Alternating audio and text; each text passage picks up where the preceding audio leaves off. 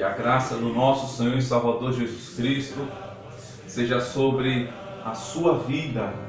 E eu convido a você, nesse momento, a nós estudarmos mais um trecho da Palavra de Deus. Aproveitando esse período de Páscoa, mês de abril, onde é relatado, nós vemos na Palavra de Deus, as pessoas param para relembrar do momento da paixão de Cristo, né? Que fala da sua crucificação, da sua morte e da sua ressurreição. Então eu quero convidar você, neste momento, a abrir a sua Bíblia em Mateus, Evangelho de Mateus 27, capítulo 27, do verso 45 ao verso 56. Amém?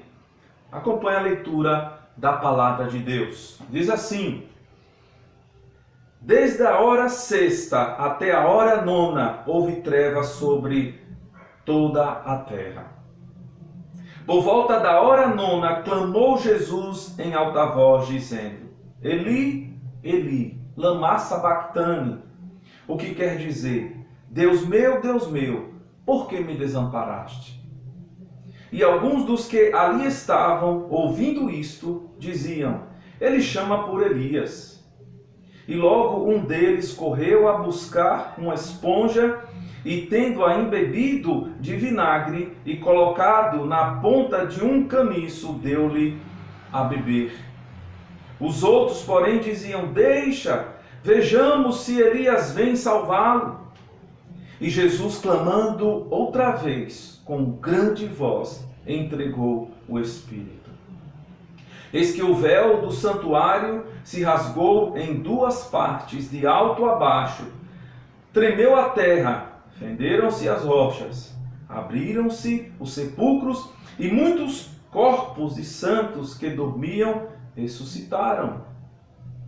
E saindo dos sepulcros depois da ressurreição de Jesus, entraram na cidade santa e apareceram a muitos. O centurião e os que com ele guardavam a Jesus, vendo o terremoto e tudo o que se passava, ficaram possuídos de grande temor e disseram: verdadeiramente este era Filho de Deus.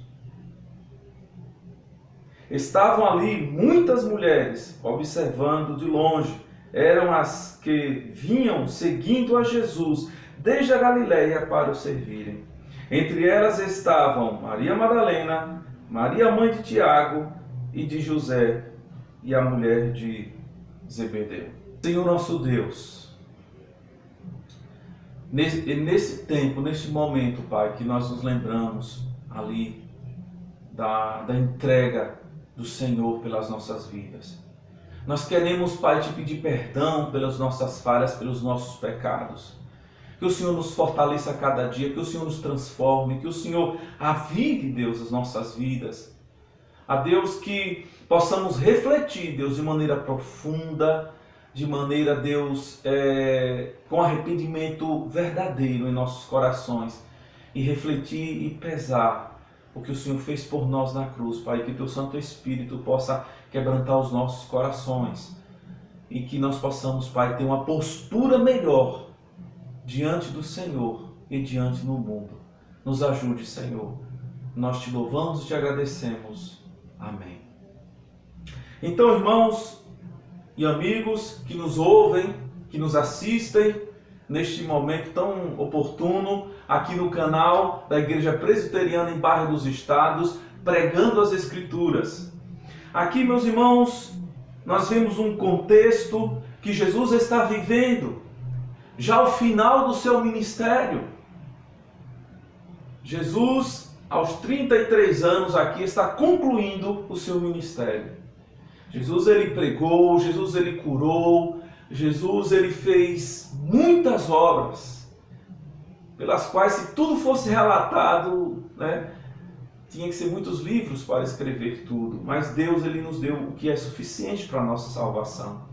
E aqui, irmãos, Jesus está vivendo aqueles momentos de conclusão, de cumprimento da obra redentora para salvar o homem do pecado, para salvar o homem da perdição.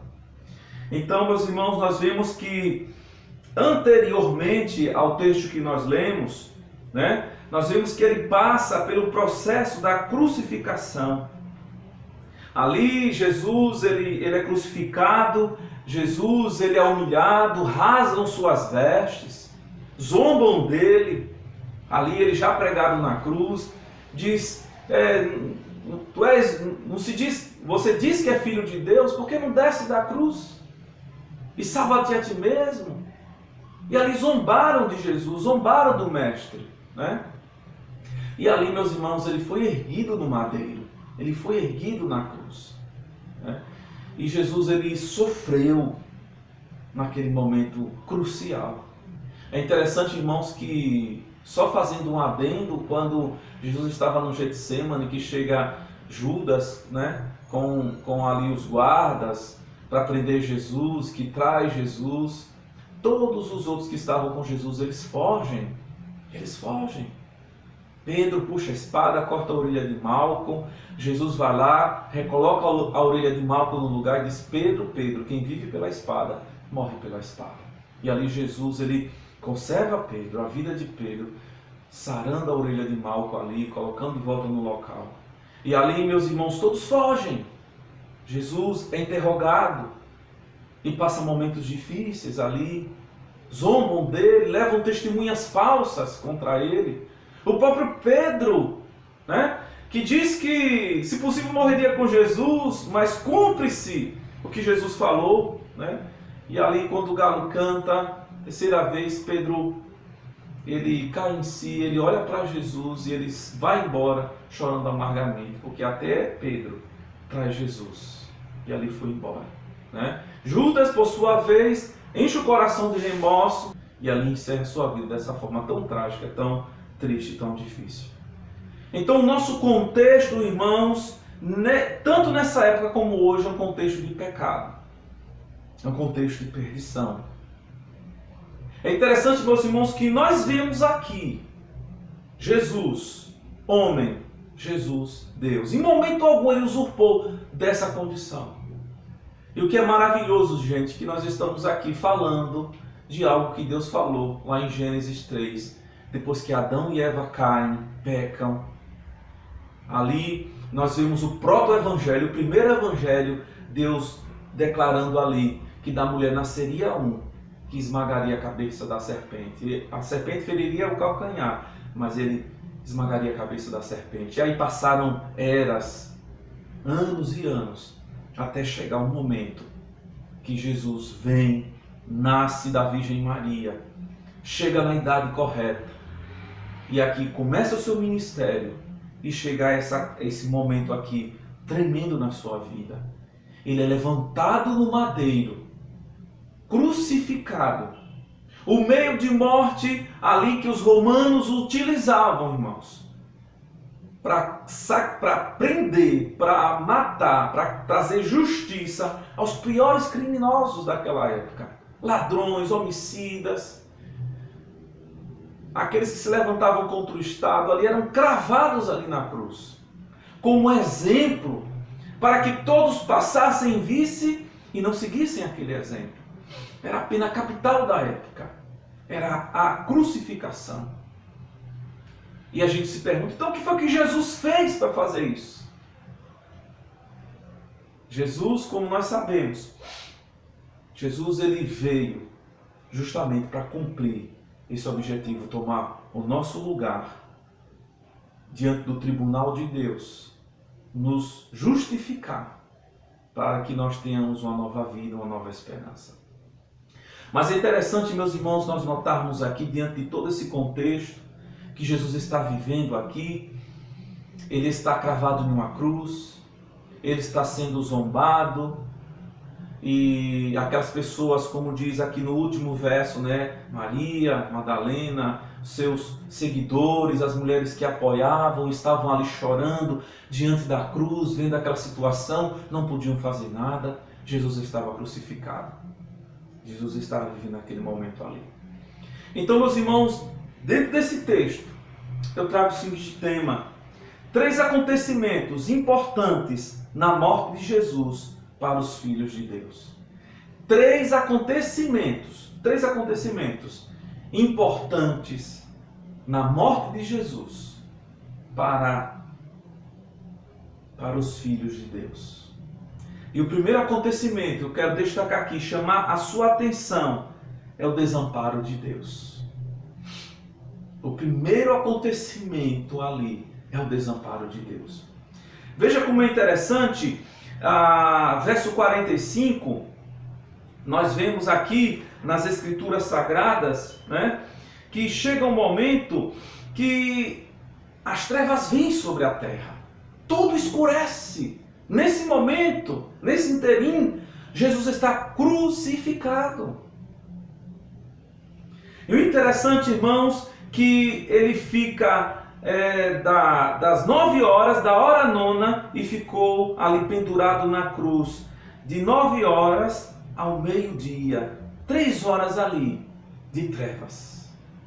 3 horas de trevas, ele ficou ali cravado na cruz, naquele momento, em silêncio. Em silêncio. As trevas cobriram a face da terra. Aquele local ficou em trevas. E Jesus ficou da hora nona até ali ao meio-dia, por assim dizer, em silêncio. Em silêncio Jesus ficou. Então, meus irmãos, passadas essas horas, esses momentos, as trevas dissiparam, as trevas desapareceram. E Jesus clama nesse momento: Eli, Eli, lama sabachthani, que quer dizer: Deus meu, por que me desamparastes? Aqui, meus irmãos, é muito interessante de nós notarmos uma citação direta que Jesus Cristo faz aqui no Salmo 22, verso 1. É verdade. Vá lá na sua Bíblia, confira. Jesus, neste momento, ele cita o Salmo 22, 1. Né? Nesse momento, ele durante a escuridão que Jesus se tornou pecado por nós. Naquele momento que veio a escuridão, Jesus está em silêncio, cravado na cruz. Ele sente o desamparo de Deus. Ele sente o afastamento naquele momento. Porque, por assim dizer, meus irmãos, que Deus, quando olha para o seu filho, ele está ali representando toda a imundície do pecado da humanidade nele. Jesus, irmãos, estava ali, tomou o meu lugar, o seu lugar, para nos salvar. Ele tomou sobre si as nossas dores, os nossos pecados, ele tomou sobre si. Então Jesus, ele estava ali, irmãos, sofrendo. E em 2 Coríntios 5, 21 diz: aquele que não conheceu o pecado, ele o fez pecado por nós, para que nele fôssemos feitos justiça de Deus.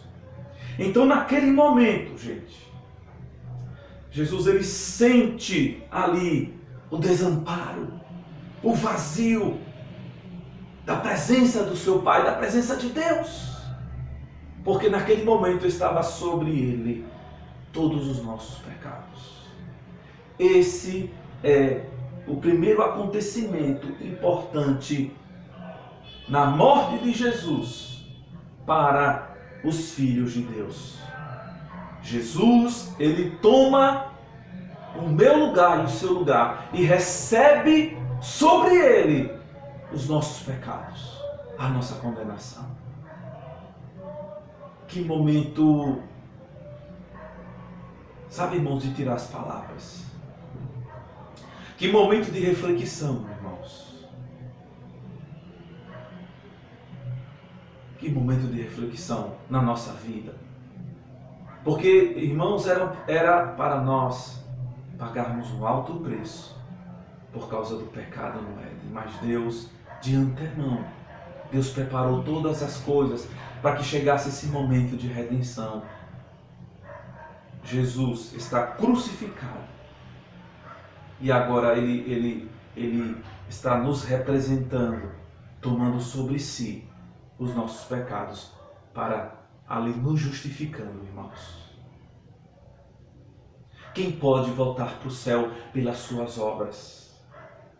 Quem pode voltar para o céu? Quem pode conquistar o direito diante de Deus por causa das suas obras? Quem pode? Não porque eu sou um homem muito bom, eu sou uma mulher muito boa, eu sou uma pessoa muito educada. Eu vou para o céu por causa disso, porque eu dou muita comida aos pobres, aos necessitados eu ajudo, aos enfermos tal. Mas a primeira coisa que o homem deve fazer para ir para o céu, Jesus diz, eu sou o caminho, a verdade e a vida. Ninguém vai ao Pai, a não ser por Jesus. Não é por obras, irmãos. Mas é pela fé no Filho de Deus. Ele que morreu por nós na cruz. Ele se tornou pecado em nosso lugar. Quem pode ir para o céu pelas suas próprias obras? Ninguém.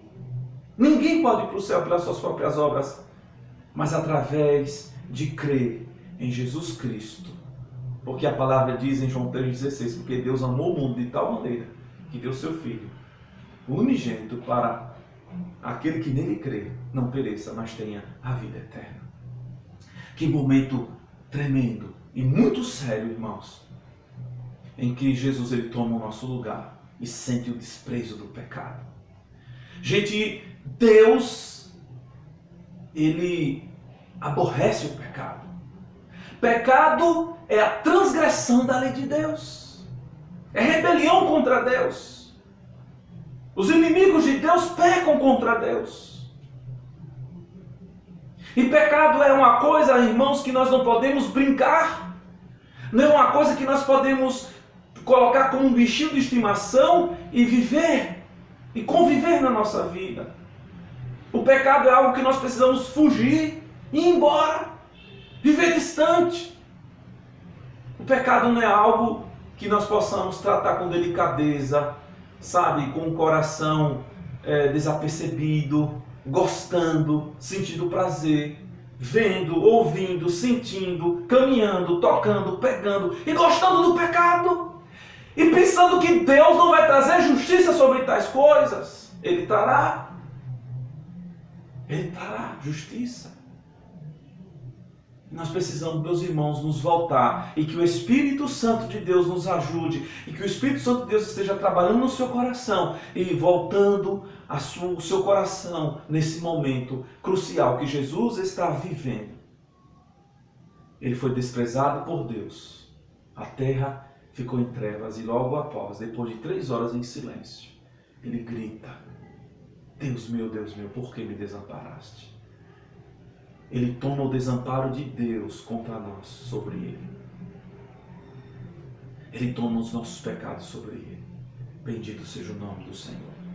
Gálatas 3:13 diz: Cristo nos resgatou da maldição da lei, fazendo-se ele próprio maldição em nosso lugar.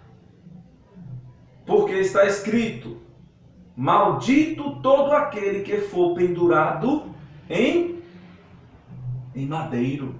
Maldito todo aquele que for pendurado em madeiro, na cruz, é maldito. E o Filho de Deus foi pendurado no madeiro, no meu lugar e no céu. Tomou nosso lugar. Louvado seja o nome do Senhor. Bendito seja o nome do Senhor. E o que é interessante também, que me chama a atenção também, irmãos, o Salmo 22:2 sugere um período de luz e outro de escuridão. Jesus ele faz a citação do Salmo 22:1 e no Salmo 22:2 sugere um período de luz e outro de escuridão. E também 22:3 enfatiza a santidade de Deus. Como poderia um Deus santo olhar com favor para o seu filho, o qual havia se tornado pecado? Então é muito interessante nós vermos ali o rei Davi, ali, gente, citando no Salmo 22. e declamando o Salmo 22 de maneira maravilhosa, falando ali da justiça de Deus, da santidade de Deus. Ali onde Jesus, conhecendo este salmo, naquele momento, ele aplica sobre ele. É por isso, irmãos, que Jesus passou tudo aquilo na vida dele, para nos salvar, para nos resgatar, para nos restaurar. 3 acontecimentos importantes na morte de Jesus para os filhos de Deus. O primeiro acontecimento foi esse, irmãos, o desamparo de Deus. Ele tomou o nosso lugar. Esse foi um acontecimento maravilhoso. Porque ninguém pode justificar-se a si mesmo e ir para o céu, se não for através do sacrifício de Jesus Cristo. Segundo ponto, irmãos, dentro do nosso tema, o primeiro acontecimento foi o qual? Foi o desamparo de Deus. E o segundo acontecimento agora, que beneficia a gente, que é importante, a morte de Jesus. É interessante que o verso 50, ele nos diz: e Jesus, clamando outra vez, com grande voz, entregou o Espírito. Então é interessante que, depois do clamor, Deus meu, por que me desamparaste? Né? E ali os homens falam, né? Vê, ele está chamando Elias, espere, e tentam colocar vinagre na sua boca ali. Ele está chamando Elias, espere para ver e tal. E ali, irmãos, nós vimos algo interessante, algo acontecer logo depois, que Jesus, ele clama outra vez e entrega o seu Espírito. Então, outro acontecimento importante, irmãos, na morte de Jesus para os filhos de Deus, para os cristãos, é a sua morte, a sua própria morte, a sua entrega naquele momento aqui do verso 50. O fato de ter clamado em alta voz indica que estava no completo controle de suas faculdades. Depois entregou voluntariamente o seu espírito e morreu. É muito interessante, irmãos, nós frisarmos este ponto, porque existem teorias de seitas malignas que dizem que Jesus não estava em carne e osso ali neste momento. Ele estava ali como se fosse uma miragem, um espírito estava ali. E as pessoas olhavam, na verdade era um espírito, mas Jesus em carne não estava. Nós vemos as seitas, os falsos profetas desta geração, gerações passadas, tentando trazer confusão a este fato importantíssimo na existência da humanidade na face da terra. Jesus estava ali em perfeitas faculdades mentais, em controle das suas faculdades mentais. Era Jesus de fato. Ele estava em carne e osso. O próprio Cristo estava ali, sentindo dores, sofrendo dores ali por nós. Depois ele vai ali e entrega voluntariamente o seu Espírito. Outro ponto a nós vermos aqui, dentro da morte de Jesus, esse primeiro ponto que nós vimos, né? Que ele estava em plenas faculdades corporais e mentais, ele estava ali, era Jesus, realmente de fato, não era um espírito, não era uma miragem, era o Filho de Deus que estava ali sofrendo por mim e por você. Ali no momento que ele entrega o seu espírito, que ele morre, né? Outro ponto interessante que nós frisarmos é o seguinte: apesar de ter sido crucificado em fraqueza, você pode ver lá em 2 Coríntios 13, 4, exerceu poder extraordinário quando morreu. Jesus estava ali como homem, crucificado, sofrendo, pagando um preço por nós. Mas é interessante nós notarmos que em sua morte, surge 3 acontecimentos importantes que seguem nos versículos aqui do nosso texto em questão 51, 52, vai falando, né? E acontece 3 milagres, 3 acontecimentos, por assim dizer, 3 milagres. O primeiro foi, o véu se rasgou de alto a baixo, né? Lá no santuário, assim que ele morre, o véu se rasga. O outro acontecimento, tremor da terra. A terra treme, irmãos. As rochas se fendem. A terra treme. A natureza sente com ele, irmãos. Se condói com o Criador. Algo interessante, algo tremendo. E o terceiro acontecimento, na morte do Senhor Jesus, abriram-se os sepulcros, no verso 52, e muitos corpos de santos que dormiam ressuscitaram. É muito interessante aqui de vermos, irmãos, aqui esse segundo acontecimento aqui, a morte de Jesus. Ele está em suas plenas faculdades humanas. E em sua morte, irmãos, há esses 3 acontecimentos tremendos.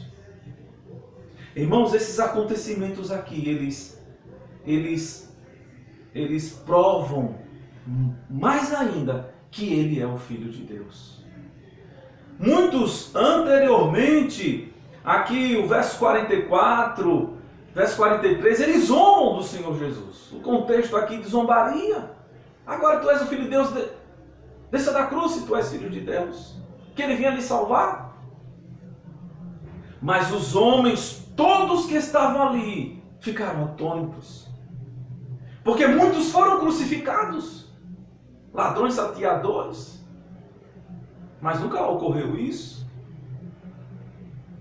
Mas quando crucificaram Jesus, aqueles que eles diziam ser um impostor, um falso profeta, o criador da seita do caminho, o perseguido dos fariseus, dos saduceus, dos escribas, perseguido ali de muitos. Quando ele morre, irmãos, o santuário, o véu do santuário se rasga, de cima a baixo. Quando ele morre, a terra treme, as rochas se fendem.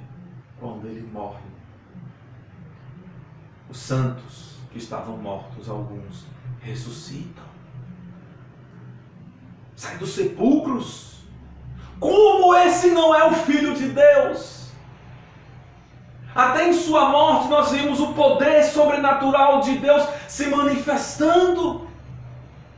Em fraqueza, como o homem se deixou ali, foi crucificado. Mas aqui mostrando, aqui meus irmãos, que ele é o Filho de Deus. É tanto que no final, os que estavam ali, eles declararam, né? O centurião e os que ali guardavam a Jesus, vendo o terremoto e tudo que aconteceu, né? Eles dizem verdadeiramente, este era Filho de Deus. Comprovando ali que Jesus é o Filho de Deus. Irmãos, é muito importante o significado da morte de Jesus para nós. Ele sofre o desprezo de Deus, o desamparo de Deus, e ele morre na cruz. A morte de Jesus, irmãos, paga o preço cabal, o preço impagável do nosso pecado. A morte de Jesus, o sacrifício de Jesus, irmãos, ali atende às exigências para que o homem receba perdão, para que o homem se volte para Deus, para que um caminho seja aberto na morte de Jesus. Louvado seja o nome do Senhor. Porque ele morreu por nós, de fato. Ele se entregou por nós.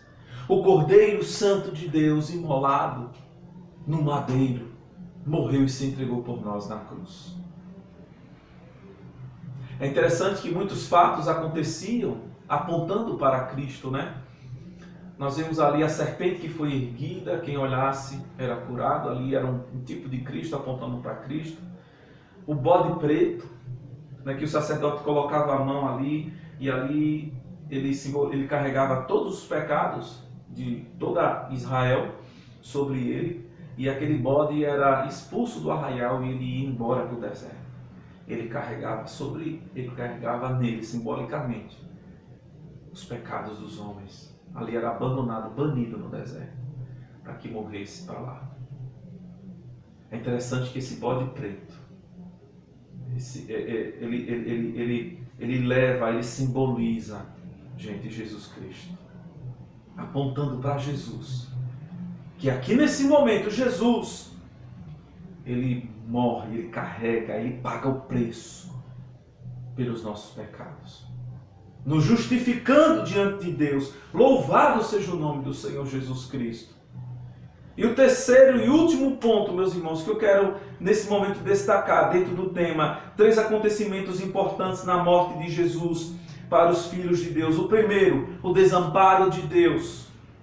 Jesus toma o nosso lugar. Segundo, a morte de Jesus. Ele paga o preço, de fato, na cruz. Ele se entrega, ele morre de fato.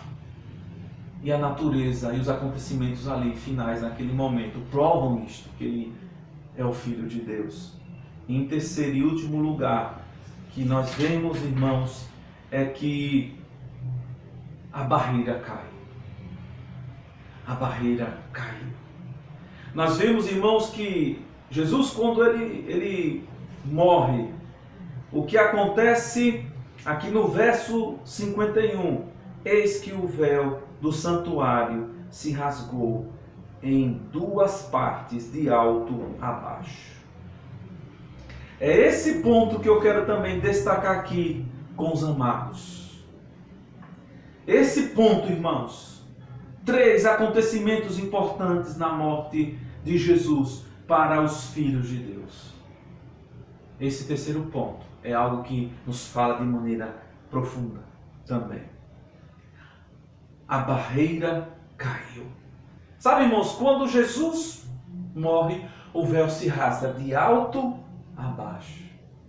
Então é interessante, irmãos, de analisarmos esse acontecimento.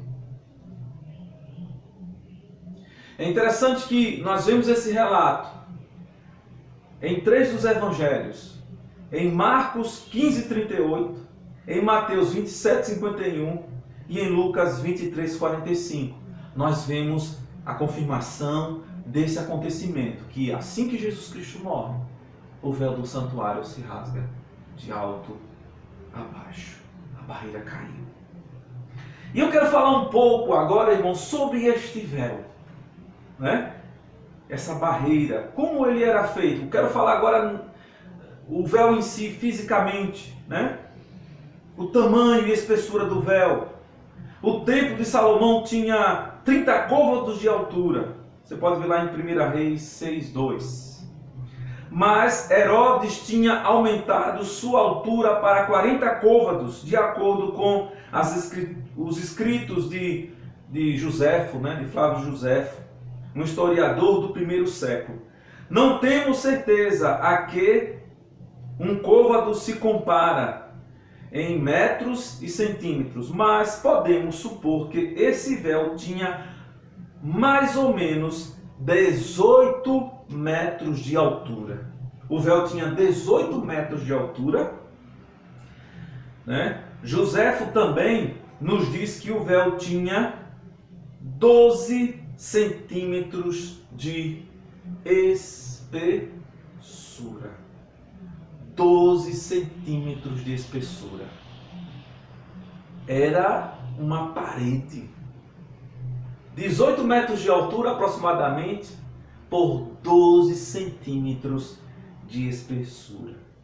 E Joséfo nos diz o seguinte, que cavalos puxando o véu dos 2 lados não podiam partir. Se colocasse cavalos de um lado e cavalos do outro, tentasse puxar o véu para abri-lo, ele não rasgaria. era uma estrutura muito bem feita, muito bem elaborada, né? A narrativa do livro de Êxodo nos ensina que esse grosso véu era feito de material azul, roxo e escarlate e de linho fino torcido. Então, era uma parede, era um véu ali que tinha uma estrutura e estava pendurado ali, que fazia a separação dos santos ao santo lugar. Ele fazia a separação, a divisão, né? Então é interessante nós vermos aqui. Outro ponto, o véu rasgou, né? Quando Jesus morreu, o véu foi rasgado de alto a baixo, mostrando que foi pela intervenção divina que a barreira foi removida. É interessante, irmãos, que não foi homem, não foi ninguém que chegou lá e rasgou esse véu, essa muralha, essa estrutura tão forte, tão bem feita. Mas por uma intervenção divina, meus irmãos, ele rasga de alto a baixo. A intervenção divina. Os homens nunca conseguiriam resolver o problema do pecado por mérito próprio. É interessante, meus irmãos, de nós vermos aqui que há uma intervenção divina nesse momento. O véu se rasga de alto a baixo. E se não for, meus irmãos, uma intervenção de Deus na vida do homem, o homem jamais se voltaria para Deus.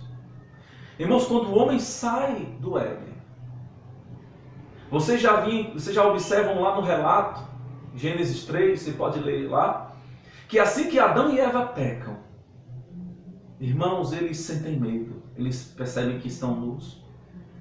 E ali quando Deus chega, Adão ele tem medo, ele tem receio, mas Adão ele não demonstra arrependimento. A mulher que tu me deste, me deu do fruto, vai lá e comi. Eva diz, não, a serpente me enganou e eu comi. Nós não vemos, irmãos, o homem, ele se arrepender. Ele chorar diante de Deus, ele clamar a misericórdia. E vejam que quando Deus entra no jardim, Deus entra com misericórdia, Deus entra com amor, Deus entra com graça. Observem a forma como Deus chama Adão. Observem como Deus questiona Adão. Deus ele não chega no jardim e começa de repente a soltar trovões, relâmpagos e fogos e queima tudo, destrói tudo. Mas Deus entra, irmãos, com misericórdia, com graça, com amor e com justiça. E ali Deus ele traz a solução para a queda do homem. Mesmo o homem, irmãos, com seu coração agora já entenebrecido pelo pecado, afundado agora no tremedal de lama, o coração fechado, o homem sai, o homem expulso do jardim do Éden, e vai agora viver em uma terra de espinhos, de lutas e de sofrimento. E ali, meus irmãos, nós vemos que o coração do homem não se volta para Deus. O homem vive em uma vertente, descendo. O homem busca os seus interesses, os seus sonhos, os seus projetos da sua vida, mas o homem não tem interesse em se voltar para Deus se não tiver uma intervenção divina. Se Deus não vier e se revelar ao homem, se Deus não vier, através do Espírito Santo, convencer o homem da justiça e do juízo, então tudo, irmãos, todo o enredo da salvação, toda a obra redentiva, toda a obra da graça, ela tem a iniciativa de Deus. Deus ali acorda, ressuscita o homem dos seus deleites de pecados. Deus abre os olhos do homem. E o homem consegue ver que é um pecador que precisa de Deus e se volta para Deus. Se não for intervenção divina, o homem vai para o inferno. O homem se destrói pelas suas próprias obras, pelas suas próprias mãos, se não for intervenção de Deus. O que seria de nós, irmãos? se não fosse Deus intervindo com a salvação, dando Jesus, o que seria de nós, irmãos? Se não fosse Deus dando o Espírito Santo para nos convencer que nós somos vermes, como diz lá Davi no Salmo 22. Pecadores, miseráveis. Nós íamos continuar lá, gente, na lama, fuçando na lama, perdidos para sempre, se não fosse a intervenção de Deus. Atos 20 e 28. Mas Deus diz que, mas diz que Deus, com o seu próprio sangue derramado na cruz, lá em Atos 28, nos resgatou. Ele resgata, Ele nos resgata, Ele nos dá a sua vida por nós. É interessante, meus irmãos, lembrar uma história. Teve um menino que fez um barquinho muito bonito. Fez um barquinho, arrumou, organizou, ornamentou o barquinho. E ali botou na água. Aí veio a correnteza, levou, ele não conseguiu pegar o barquinho desapareceu. Aí ele perdeu o barquinho. Tão bonito o barco que ele fez. E depois um dia ele caminhando na cidade, ele olha para uma vitrine e ele não acredita. Ele vê o barquinho dele lá na vitrine, sendo vendido em uma loja. Lindo barco. E ele entra lá e ele vê o barco. O barco que ele criou, o barco que ele fez. Só que agora tinha um preço a ser pago por aquele barco, para que ele retornasse a ser dele. E aquele menino corre para o pai. E ali vai ao dono daquela loja. E paga o preço do barquinho. E coloca nos braços o seu barquinho. E diz: você é meu 2 vezes. Porque eu te fiz. E eu te remi. Louvado seja o nome do Senhor. Ele fez o barquinho e ele comprou. Eu te fiz e agora eu te comprei. E ele sai feliz, feliz, com seu barquinho nos braços. Foi isso que Cristo fez por nós na cruz, irmãos. Nós estávamos perdidos no mundo, desgarrados mas para nós voltarmos para as mãos do Mestre, precisaria ser pago um alto preço.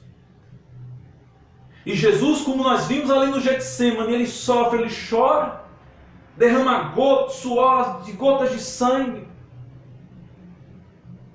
Mas ele cumpre a vontade do Pai, ele vai lá e paga o preço. E todo aquele que crê no Senhor Salvador Jesus Cristo, ele toma por si de volta. Porque todos nós somos criados por Deus, mas nos perdemos por causa do pecado. A obra redentora fala disso. Jesus dá a sua vida, paga o preço e nos toma para si de volta. Bendito seja o nome do Senhor. Irmãos, Romanos 5:8. Eu não canso de repetir esse texto maravilhoso. Romanos 5:8, que nos diz: mas Deus prova o seu próprio amor para conosco pelo fato de ter Cristo morrido por nós, sendo nós ainda pecadores. Sendo nós ainda pecadores. Ele nos ama, Ele nos quer bem. E ainda fala: o véu de separação foi rasgado e o que ficou no seu lugar foi o corpo de Cristo, sacrificado na cruz para nos oferecer a reconciliação. No lugar do véu, de separação ficou a ponte de ligação entre homens pecadores perdoados pelo sangue de Jesus e o próprio Deus. Tendo, pois, irmãos, introduzir intrepidez para entrar no Santo dos Santos pelo sangue de Jesus, pelo novo e vivo caminho que Ele nos consagrou pelo véu, isto é, pela sua carne. Hebreus 10, 19 e 20. Então, meus irmãos, nós vemos ali, irmãos, que quando o véu se rasga, a barreira cai por terra. E agora, meus irmãos, nós temos o livre acesso ao Pai. Aonde ali apenas o sumo sacerdote entrava uma vez por ano, representando ali os pecados de Israel, queimava incenso no Santo dos Santos. Os outros sacerdotes ficavam embaixo e o sumo sacerdote entrava, representando os pecados de Israel, e queimava incenso ali e sacrificava ali, pedindo que Israel seja perdoado dos seus pecados. Agora não precisa mais dessa barreira. A barreira caiu. A barreira foi rasgada de alto a baixo. Jesus tomou o nosso lugar. E agora nós temos livre acesso ao Pai. Louvado seja o nome do Senhor. Então, meus irmãos, nós temos aqui 3 acontecimentos importantes na morte de Jesus para os filhos de Deus. O primeiro acontecimento foi o desamparo de Deus, ali onde Jesus ele se entrega em nosso lugar. E o segundo foi a morte de Cristo, pagando preço por nós. E em seguida a morte de Cristo, a barreira cai. O véu se rasga de cima a baixo. Agora Jesus é o nosso justificador. Aplicando tudo isso em nossa vida, irmãos. Agora Jesus é o nosso justificador. É aquele que nos justifica. Agora não existe mais barreiras, irmãos, para nós chegarmos ao Pai, porque Jesus é o nosso advogado, está no céu intercedendo por nós. Se pecarmos, irmãos, nós vamos ali arrependidos e pedimos perdão, e Ele nos reconcilia, Ele nos perdoa. Agora, irmãos, nós somos filhos de Deus, caminhamos juntos ali para a honra e glória do nome do Senhor. Bendito seja o nome do Senhor. Então, esse tempo de Páscoa, esse tempo que estamos refletindo, estamos em reflexão do sofrimento de Cristo, morte e ressurreição. Que esse tempo nos fale, que essa palavra ela nos fala de um Deus que nos amou e não mediu distância, barreiras, dificuldades, e veio nos buscar de fato, e morreu por nós na cruz, tomou o nosso lugar na cruz do Calvário, abrindo assim a porta da graça, a porta da salvação, para que todo aquele que nele crê não pereça, mas tenha vida eterna. Mas também aqueles que não creem já estão condenados. Bendito seja o nome do Senhor, que nós possamos pensar e viver para a honra e glória do Senhor Jesus nas nossas vidas. Irmãos, sabendo de tamanha verdade, não podemos agora, hoje, vivermos uma vida dissoluta, uma vida de pecado, de vaidades, de enganações, de coisas dúbias, de coisas erradas. Diante dessa verdade que nos fala, gente, nós precisamos nos voltar para Cristo, em arrependimento profundo, e deixarmos as obras da carne, com a ajuda do Espírito Santo, e vivermos toda a nossa vida servindo Ele de todo o nosso coração, em nosso trabalho, em nossos estudos. O que fizermos, façamos para a glória de Deus, porque somos filhos de Deus. Então Jesus é o maior presente de Deus para as nossas vidas, pois através dele nós encontramos salvação, perdão, ressurreição e redenção. Louvado seja o nome do Senhor. Amém? Um grande abraço a todos. Que Deus abençoe as suas vidas, hoje e sempre. Vivam na presença do Senhor. Amém.